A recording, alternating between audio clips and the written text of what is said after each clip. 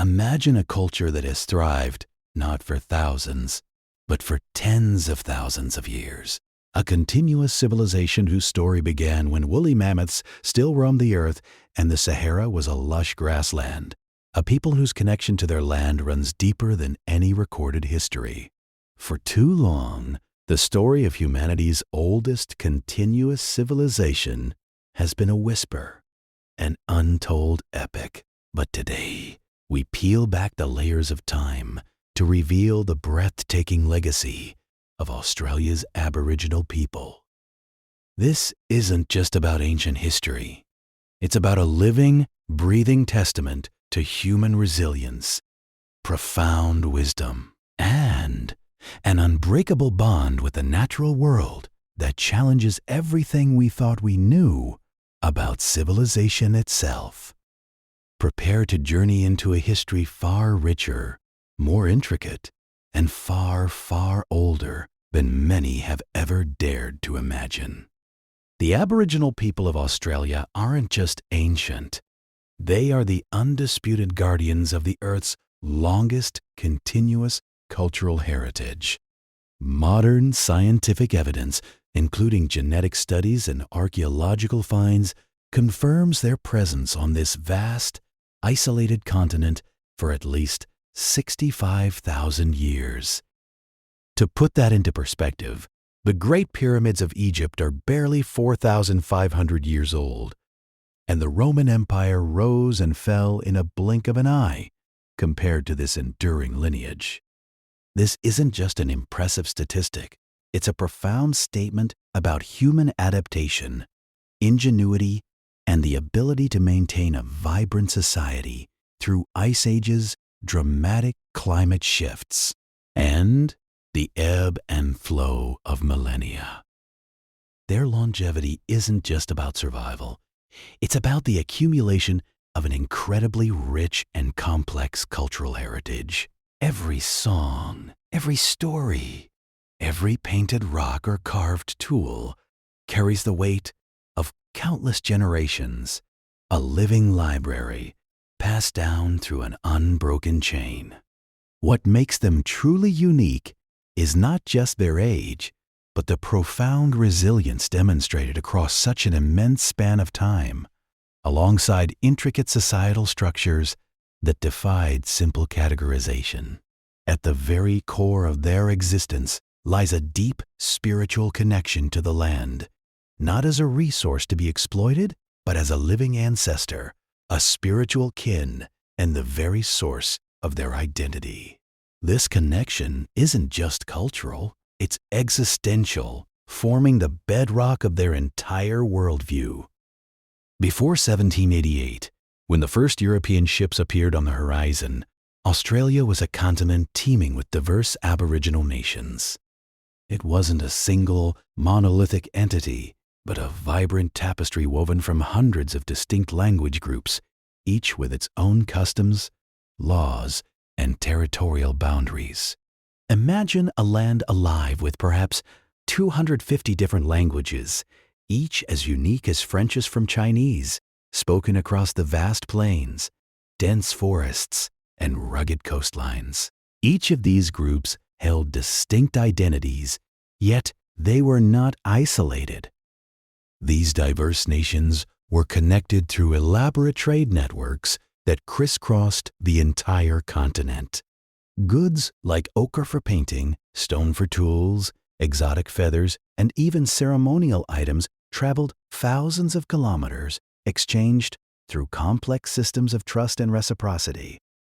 Alongside trade, ceremonial practices, and kinship systems created intricate webs of relationships that bound distant groups together, fostering alliances and understanding across vast distances. This wasn't a primitive existence. It was a sophisticated, interconnected society, finely tuned to its environment. Their way of life was often nomadic, dictated by the seasonal availability of resources. This wasn't aimless wandering, but a highly strategic movement across their ancestral lands, following food sources, water holes, and seasonal bounty. This close relationship with the land fostered an unparalleled understanding of the environment. They were keen observers of weather patterns, animal behavior, and plant cycles, accumulating knowledge that allowed them to live sustainably for millennia. They developed a sophisticated, sustainable way of life that ensured the land could provide for future generations. They were masterful hunters and gatherers, skilled at finding sustenance in even the harshest landscapes. Their tools, though seemingly simple to an untrained eye, were exquisitely crafted for their specific purposes: boomerangs that returned, spears that flew true, and digging sticks that unearthed vital roots. But perhaps one of their most remarkable achievements was a technique known as fire stick farming. This wasn't random burning. It was a deliberate, controlled application of fire to manage landscapes, promoting the growth of certain edible plants, encouraging fresh pasture for game animals, and preventing larger, more destructive bushfires. It was a form of ecological engineering, a testament to their deep knowledge and active stewardship of the land, proving that humanity could shape its environment not just for survival, but for thriving biodiversity. At the very heart of Aboriginal culture, pulsating with life and meaning, is the dreaming, often misunderstood as a simple creation myth, but in reality, a far more complex and profound belief system. The dreaming isn't just about what happened in the past. It's a continuous reality, an eternal present that explains the creation of the world, the origins of its inhabitants, and the fundamental laws that govern all life. It's the framework for existence, weaving together past, present, and future into an unbreakable whole. In the dreaming, ancestral beings, often taking the form of animals or natural phenomena, journeyed across the land, singing the landscape into existence. As they traveled, they created mountains, rivers, trees, and waterholes, and laid down the rules for human society, for hunting, for marriage, for ceremony. These journeys are imprinted onto the land itself, making every rock, every tree, every body of water a sacred site, a living echo of the ancestors' passage. The land is not merely a place to live. It is a spiritual text, a sacred canvas, a direct link to the dreaming. This deep spiritual connection is expressed through an astonishing array of cultural forms: intricate art, mesmerizing music, powerful dance, and captivating storytelling. Aboriginal art, whether painted on rock walls, bark, or bodies, isn't just decoration. It's a way to depict ancestral beings, their journeys, and the sacred knowledge of the dreaming. Every dot, every line, every symbol carries profound meaning, often understood only by those initiated into its deeper levels. Music and dance are not just entertainment. They are vital mechanisms for reenacting the dreaming, for connecting with ancestors, for healing, and for celebrating life. Stories told around campfires over countless generations transmit not only history, but moral lessons, ecological knowledge, and spiritual truths, ensuring that the wisdom of the past remains alive and relevant. These cultural practices are far more than artistic expressions. They are sophisticated mechanisms for preserving and transmitting knowledge across generations. They are mnemonic devices, memory palaces that ensure complex information about geography, plant life, animal behavior, and social laws is never lost. Tangible manifestations of this profound spiritual world include some of the oldest rock art in the world, ceremonial sites that have been used for tens of thousands of years, and the extraordinary songlines. Songlines are invisible pathways crisscrossing the continent, connecting sacred sites. Each segment of a songline corresponds to a particular song or story, which, when sung in the correct order, creates a kind of musical map. These songlines allow individuals to navigate vast distances, not by looking at a map, but by singing the landscape into being, ensuring that the ancestral knowledge of the land is literally sung into existence with every journey. Then, in 1788, the devastating turning point arrived. The British First Fleet landed in Botany Bay, marking the beginning of European colonization. For Aboriginal people, this was not an arrival, but an invasion. What followed was a period of immense suffering, violence, and dispossession that irrevocably altered their world. The colonizers viewed the land as terra nullius, land belonging to no one, ignoring the 65,000 years of continuous habitation and complex land ownership systems.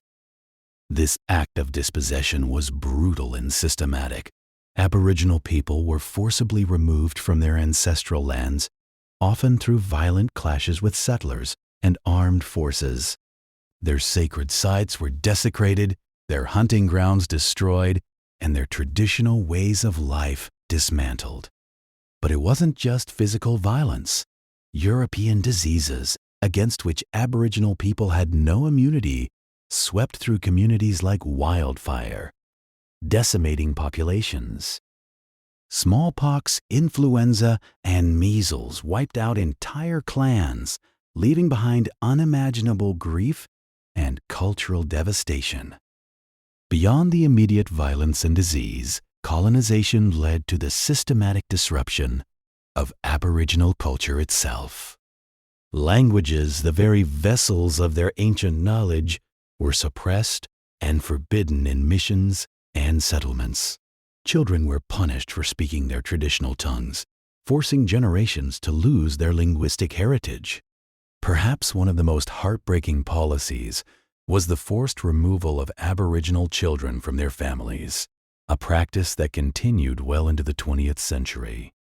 These children, known as the stolen generations, were taken under government policies aimed at assimilating them into white society. They were placed in institutions or with non-Indigenous families, often subjected to abuse, forbidden to speak their language or practice their culture, and told to forget their heritage.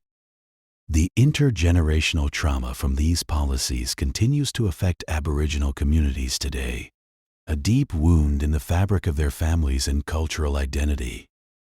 It was an attempt to erase an entire civilization, to sever the oldest continuous link to humanity's past.